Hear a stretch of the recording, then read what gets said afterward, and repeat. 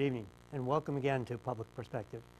Tonight we have an old friend of ours coming back on the show, author Dwayne Smith, talking to us about a topic we don't hear enough about, and that would be forgiveness. Yes, sir. Right? Absolutely. And glad to see we have an array of your books, but the one closest to you, I Forgive You, that's the one we're going to be concentrating on tonight. Absolutely. So, before we even get started, you are also the CEO of a very interesting organization and founder of a group called Teen Train, which has nothing to do with choo-choo trains. Right. Absolutely not. Yeah, but it's about training teens and just kind of how to be adults, right? Yep, absolutely. And by the way, I mentioned that to a friend of mine today who's in her 40s, and she said, "Oh, I need that. I haven't figured out how to be an adult yet." Well, I need it too, Yeah, Kevin. right. So talk a little bit about Teen Train and what got you to form that group. Okay. Well, you know what? We got some of the materials on display right here, and Teen Train it's a not-for-profit community faith-based organization. Started in 2010, and so the whole focus is to empower young people through academic enrichment, career education, mentoring, and leadership mastery, so that we can change the way they think, Kevin. We realize that the behaviors that we're seeing in our city and in our schools and our communities, it's a byproduct of what people think about themselves. It's how they see themselves, and the way you see yourself is the way you see the world around you, and it's how you interact with people around you as well. And if you don't like yourself and you don't see any value and worth in your life, you won't see that in the next man or the next woman. That's why we see these murders, these killings, we see all the violence in the city, because the individual is sick on the inside, and the way they think is sick. So through this program, we challenge that type of thinking. And what we do is we expose them to positive outlets. We we put them in a controlled environment where we can set the tone and set a bar and a standard, and expect them to come up to it. Well, and I've met some graduates of your program, and they're pretty outstanding young men and women. Yeah, absolutely. Yeah, absolutely. They do set an example. Yeah, absolutely. And you know, we get all different type of kids in the program. You know, inner city, which is the majority. We get suburban kids. You know, we get kids from single family homes, kids from traditional home settings, kids that are adopted. You know, we got all those different type of backgrounds that's coming into the program, and we treat everybody the exact same way. We recognize that even if you come from a traditional home setting and everything appears to be good, still may be some issues there. Sure. You know? All families have issues, no matter what kind of family you come from. That's right. You can have something you're wrestling with. Yep. Right? Absolutely. And so what we do is we create a family environment. We got a family environment there that's loving, is accepting of everybody, because we want everybody to know that they're special and they're unique and they bring something to the table. And in the program, you know, because of the culture and the family environment that we set, Kevin, these kids get super excited, man.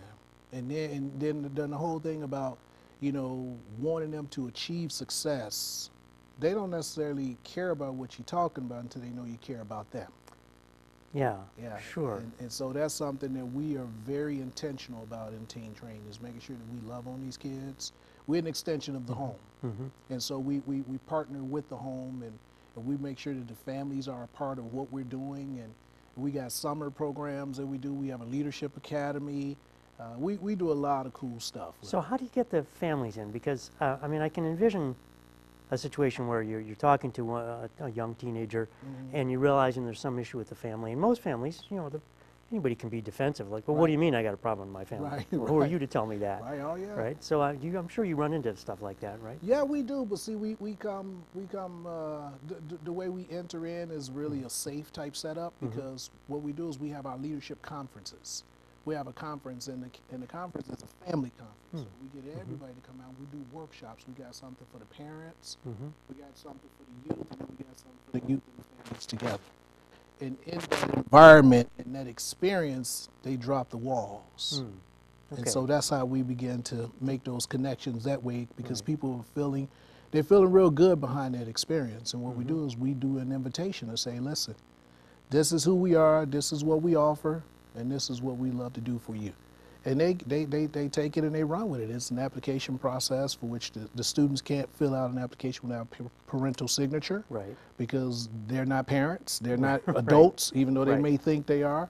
And so we make sure that we keep things right in terms of, you know, keeping the lines of communication open, you know, having integrity with what we do, making sure that the parents are involved in the things that's going on, and they trust us, man. And then they know we're a Christian organization, so we building up the spiritual man on the inside of the kids, and you know, we offer the support and encouragement to the parents. I get all type of calls from the families. Even to it was this last night, even a parent and one of the students in our program wanted to have a conference call with me because she is having some issues with some other students, and the mom was like, "Let's call Mr. Smith and let's talk to him about this." So then it makes me to know that we're doing the good work here, man. Yeah, You yeah. know They what I trust, as you say, they trust you because Yeah. in a time of difficulty, they think of you as the person they can rely on for real advice. Yeah, absolutely. And then, you know, it also helps that I'm a counselor. Hmm. So I'm a mental health therapist, so you know that comes with it. So you've been trained to do this Absolutely, as well. I got Yeah. professional training, so I'm a Right. school counselor too. You know, Yeah, so yeah. I bring these Yeah. skill sets. So all of that just really has people at a place where they feel comfortable, because it's like, this is not a person that's just talking. This is a person that has lived it. Yeah. They've been trained in it, and then there's the God factor that's there.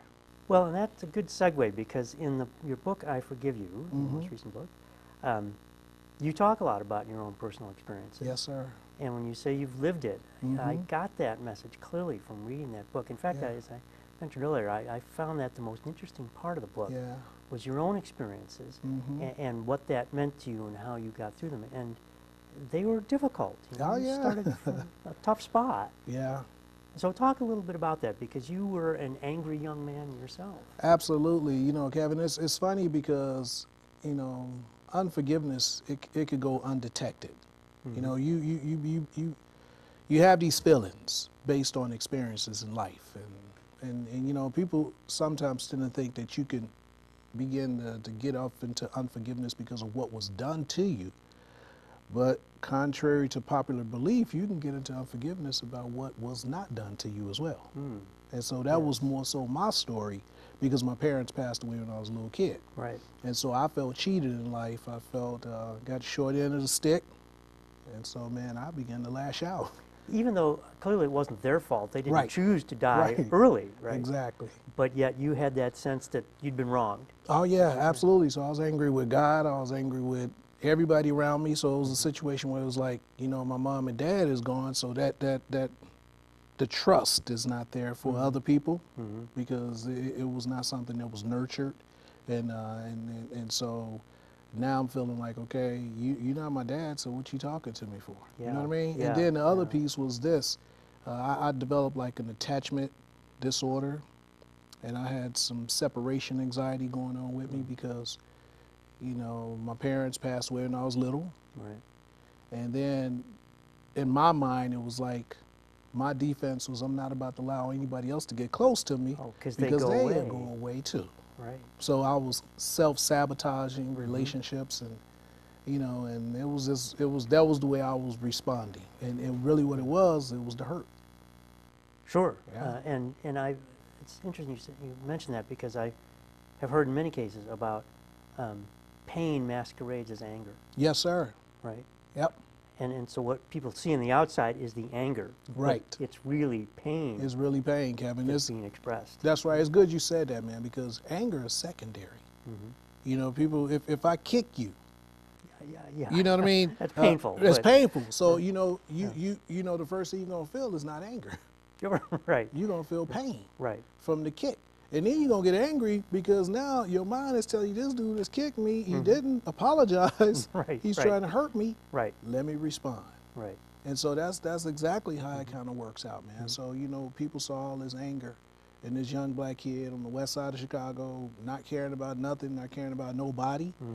And so it was just like, well, you know, you got a lot of issues, but what it was is it was the hurt, and nobody was able to see the hurt.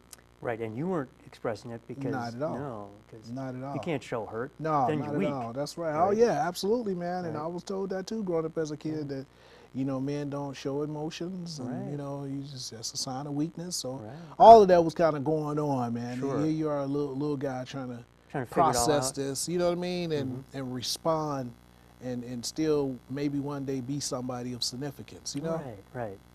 Nah. So what happened? How did you see the light, as it were? Yeah, well, you know, as I was kind of moving through life and dealing with a lot of the issues that was going on, you know, the emptiness was still there. And, you know, what we do, unknowing even to ourselves, is we try to fill those voids. And so I'm going around, you know, moving around different relationships and not allowing myself to settle in with nobody, but meeting really good quality people. Right. But I was always feeling empty.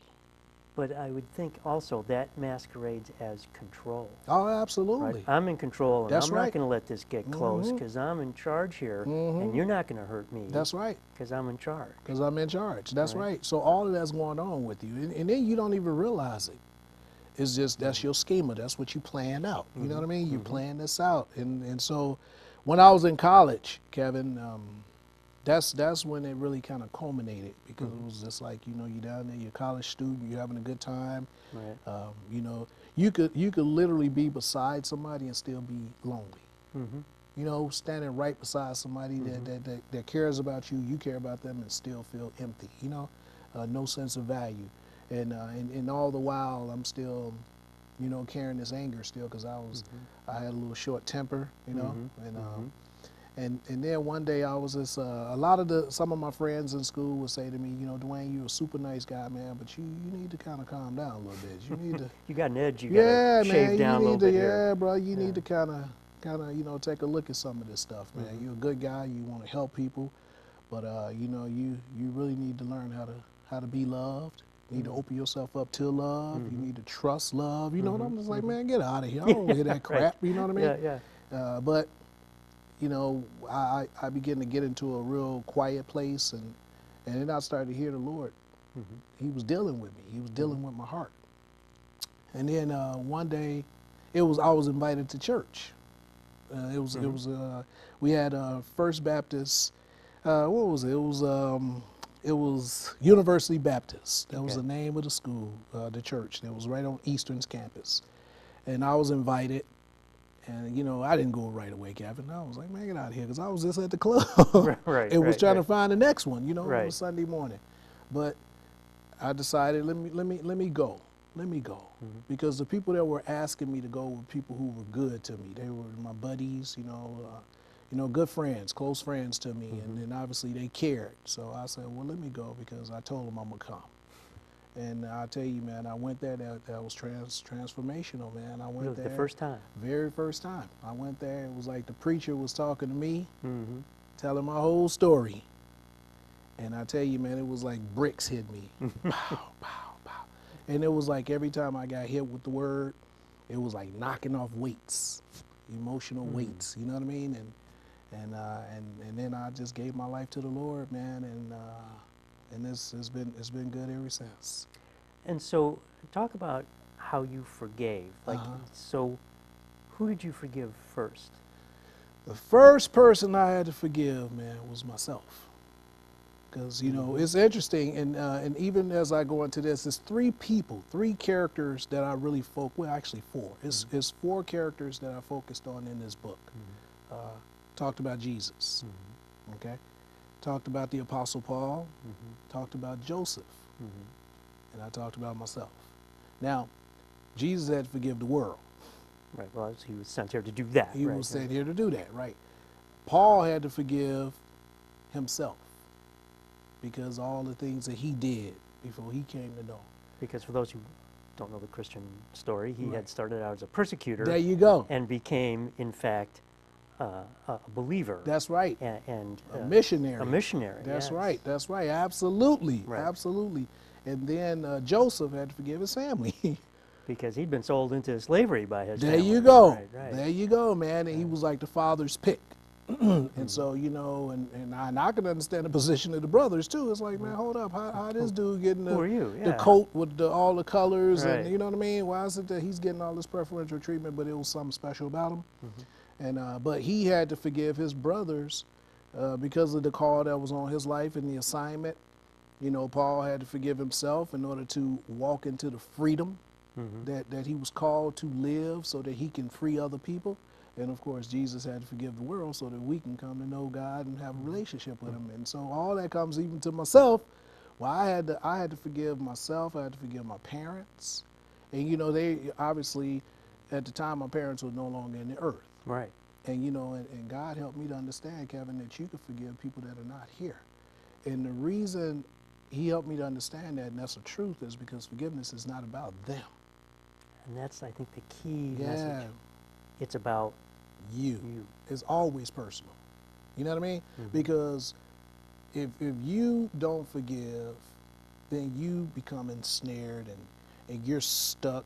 Stagnation kicks in. You got all this brokenness. It's like a luggage, right? That you know, when you go on vacation, you do what to the luggage? You pack it up. Right. Because you taking everything you need with you. And when you come home from vacation, you're supposed to unpack it. But if we hold on to unforgiveness, then what we do is we pack up this emotional baggage and we take it everywhere. We don't unpack it. You know, that's the sense of empowerment that we want to hold on to. It's like, you know, this is mine. Well, and I think that's such an interesting idea. It's a sense of empowerment that, and I've known people who've struggled with this too. And let me add this: it's a false sense of empowerment. Yes, that's because what it is. It's possible to feel that anger gives you power. Yep. Because you can control other people through your anger, and so you get that false sense of empowerment. But really, the anger is about what's going on in your own life or what happened in your own life, right? Yep. And letting that go does what? It frees you. I mean, there's liberty in releasing. It's like, you know, I used an exercise. The Lord showed me this when he said, you know, take a deep breath. And then you blow it out. When you blow it out, you get relaxed. You know what I mean? You really enter. It's almost a peaceful exchange that takes place there. You know, you fill up, you feel yourself, you know, getting tight and tense, and then when you blow it out, it's like, that's what happens when we forgive. We are blowing out all the bad toxins. We're blowing out all the emotional baggage. We clearing our hearts of stuff. We're in a place where we can open ourselves up for new experiences, because if you carry your old stuff into new stuff, you actually you destroy the new experiences, because now the person you're with is getting beat up for something they didn't do. Yeah, right. Something that was done to you before, you're bringing that with you. Right. Into that new experience. And the new person has to deal with it, and they got to deal with that. Yeah. It had nothing to do with it, and it's not fair. Yeah. To them or to you. That's right. That's right. Everybody's losing. Yeah. Everybody's coming up short. So I was telling you a story before the show about a close acquaintance of mine who had a rough life and was very angry, and had been angry at sort of, you know, people she didn't even know. Right. And seeing how that affected her, but not them, because these were people she didn't know who didn't know her. But it was kind of this concept. I'm angry at them because they're rich, or they're famous, or they're nasty, or they're whatever. Exactly. And it had no effect on them at all, because they didn't even know. That's right. Right? Knew nothing about her or her feelings. And yet it was consuming to her. So that idea of recognizing what it does to you, I think that's the key. And one of the things I took from the book is the key that this unforgiveness that you talk about really has very little effect on the people or the situations that you're not forgiving. That's right. It's almost exclusively focused back on yourself. Absolutely. Right? And so the negative effect, you may think you're projecting this That's right. revenge or whatever on these other people, That's and you're not. No. You're taking all that negative energy and sending it back inside. Yep, it's like boomerang. Yeah, where it's painful. Right? Yep. So one of the other things about forgiveness, and I know at the church I attend where the forgiveness is a common theme, and one of the aspects of forgiveness is it doesn't mean that you have to go be best buddies with That's whoever right. wronged you. That's right. Right? Right. It's not like you're suddenly going to go skipping down the path hand in hand. Right. Right. It's not about that. Yep. So for in particular, like if there's someone who's in an abusive marriage, for example, Right. yes, it may be necessary to get a divorce. That may be the right Absolutely. answer. Yep. You can still forgive your now ex-spouse. That doesn't mean you have to get back together again. That's right. That's right. And I think that's a key element of forgiveness that people may mistake. Right? Yeah, you're right, Kevin. I'm glad you brought that out because, you know, people have in their mind, you know, I really didn't forgive because we're not back together. No, because it really doesn't. Sometimes that ends up being the case. You get back together, but that's not always the case. And it's not necessary. And it's not necessary. It's not even a requirement, right? The forgiveness is about your relationship with God. It's about you forgiving yourself and being free and being able to move into this awesome future and these new opportunities that are available only if you can open your eyes and see and open your heart and receive it. You know what I mean? But when there's all that clutter, emotional clutter there, there's no absolute way you can embrace that. And the thing about it is everybody benefits when you, let's say for example, even in my situation where I had an experience in a relationship, when I was able to forgive the individual for the things that were being done to me, some real bad things being done to me, it positioned me to be able to see the person differently. So now I wasn't seeing them as just real rotten, you know, scoundrel out to, you know, why did God put this person in the earth? You know what I mean? No, I was able to see that person the way God sees that person, and that's a blessing, and not for me, right? But for somebody else. And then it changed my interaction. It changed my posture. It changed the way I was thinking, and it changed my communication. So I was no longer like super guarded. You know, I was no longer walking around like, you know, worried about what's going to happen or even thinking about what would happen. I was simply being me now because I was free. Now the other person, that's their stuff. Yes, right. They have to work with that. Right. But for me, I was able to be free from it and be able to move past the situation because I made the decision to forgive. And talk a little bit about timing, because forgiveness can take time. Oh, absolutely. Right? Yeah, it's not, you know, it's not some overnight sensation. You know what I mean? And I think that's the other piece that causes frustration with people. And I talk about that even in the book, where there's stages and there's a process, and there's actually you know, like in substance abuse, they got this 10-step process and all that. Well, you know what? We got something here that's 3 steps. You know what I mean? And it's in the book. People get the book, you'll see it. But it's definitely a time process, because the reality is you didn't just get this grudge overnight. Right. That took time to build up. Yeah, this thing grew inside your heart. And so you have to now replace all those negative feelings and them thoughts. But see, the feelings are really governed by your thinking. Right. So if we change the way we think, then that's going to impact how we feel. And then that's going to have a direct result on what we say and what we do.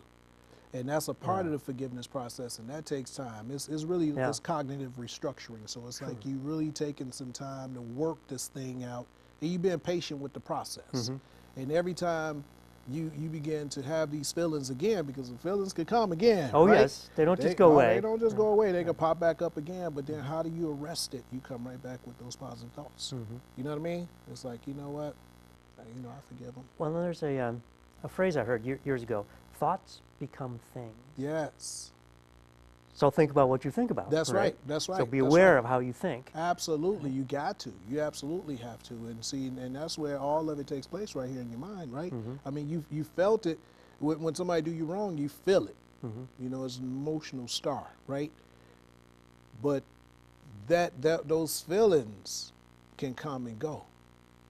But it's you thinking about it all the time that'll keep it around. Keeps it alive. That's right. It keeps Right. feeding it, right? Right. And so you have to be very intentional about what you're thinking about, because people, you shared that story, but I've literally sat in a situation where I've heard somebody talk, and they got so worked up, and I thought something just happened to them, Kevin, but this was something 15 years ago. Wow. But it was just that strong. Sure. That mental stronghold was there. Sure. And I'm just like, wow, you gotta forgive. You gotta forgive. Yeah. And that's the thing about it. And people think forgiving is not possible, is not just that easy. Well, you know what? It is possible, but it's not that easy. Right. As you just simply, Yeah. but see, your decision to forgive is the first step. Right. You got to be willing to do it. Now, if you Right. because you hear people say, I can't forgive. I'm sure you may have even heard them say this. I may have uttered that myself. Yeah, look, me Yeah, too. I yeah. said it before too. It's like, I ain't forgiving that person. And then here was my justification, Kevin, because they don't deserve it. Yeah, exactly. Exactly. You know what I That mean? thing they did to me was so bad Yeah. that they don't deserve having They me don't give them a break now. That's right. That's right. Right. I want some, and then you sitting around there wanting bad things to happen to them just so they can get what they want. All the while it's happening to you. Yeah, the old I wouldn't rescue them from a burning building kind of There feeling. you go. Right. But Uh-huh. but you're right. I want to come back to the decision-making process. Mm-hmm. In fact, you can probably argue that everything in life comes down to making the decision Yep. first. First. Right. That's the first step in forgiving. Yeah. Make a decision. Yeah. And then you got to stay committed to the decision, no matter what. Mm-hmm. Come hell or high water, man. If I forgive you, that's a decision that I made. That's a quality personal decision that I made for me to forgive you, Yeah. no matter what you're doing. Right. Okay, so I'm staying committed to it, and then I'm going to start thinking positive thoughts about you, so I can see you different, right? Mm-hmm. And then what happens is now I'm taking the power back. Because when you walking around with a grudge and you holding unforgiveness, you're powerless. You've given that power That's right. to this person or this thing or this Absolutely. institution. Absolutely. You've given all your power to them. And then all of a sudden you take on this victim mentality. Right. But when you forgive, you actually take your power back, and then you become victorious. Now you can see yourself doing something different. You can walk away from that, and then you can even, again, when you see them differently. You know what I mean? When next encounter is different. You know what I mean? It's just Sure, and I would think that even that when you see that person again, that person might react to you differently because they know you're really ticked off, right? And Right. they're expecting you to Yep. eye them or whatever, Mhm. and when you don't, Yep. Mm-hmm. that unsettles the whole relationship and creates new opportunities. Yeah, right? that's right. And then going back to your point, I don't have to run up and embrace you and doing all this stuff. I don't need to do any of that because Right. sometimes that could be just over the top, and you may get a negative reaction with that. Right. But it's you feel anger. Anger is a force. Yeah. You can feel when somebody's angry, man. They don't have to say nothing. They can show up and you feel it. Well, believe it or not, Mm-hmm. we're already out of time. Are you kidding me? Not kidding you. What? And so we're just I going was to have warming up. yes. Wow. We're just getting going here. Okay. So we're just going to have you back. That's the Yeah, only answer, right? it'll be a pleasure to All come right. back, man. My goodness, I think we just was in the introduction. Well, Dwayne, thank you so much for being Okay. here, and we'll have you back soon. Very good. That's it. All Thanks, right. Kevin. Thank you. Appreciate it. And thank you for joining us once again on Public Perspective. I'm your host, Kevin McDermott. You can find us every Saturday night at 8 on Comcast Channel 19 and see us on the web at publicperspective.tv. So until next time, thank you and good night.